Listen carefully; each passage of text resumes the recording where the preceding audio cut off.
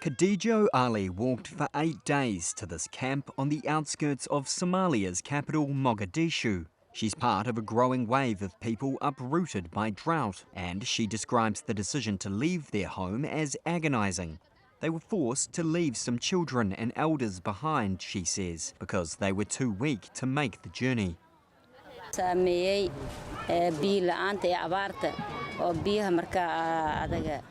We've attempted to plant crops several times, but there's been no rain and the river has dried up.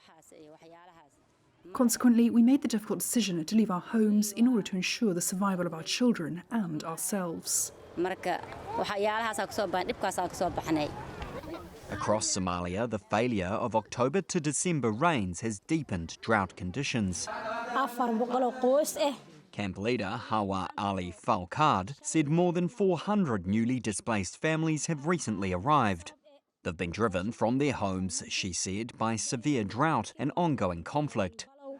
The displacement is happening as the United Nations Environment Assembly got underway in Nairobi on Monday. UN Environment Programme Executive Director Inga Anderson said the only long-term solution to the climate crisis is to reduce global CO2 emissions. Unfortunately, we're not moving as fast as we can. So this is where the Loss and Damage Fund has been established. It's severely underfunded.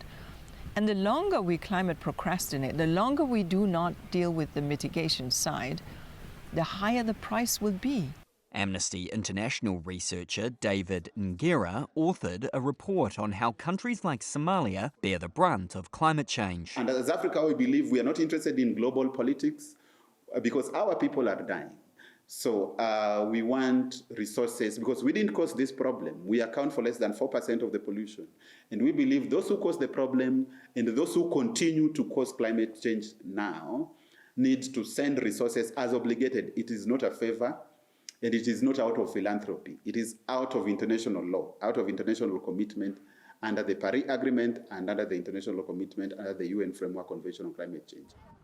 Last month, Somalia's federal government declared a drought emergency. The UN has allocated $10 million for early action, warning that 4.4 million could face acute food insecurity and 1.85 million children under 5 could suffer acute malnutrition.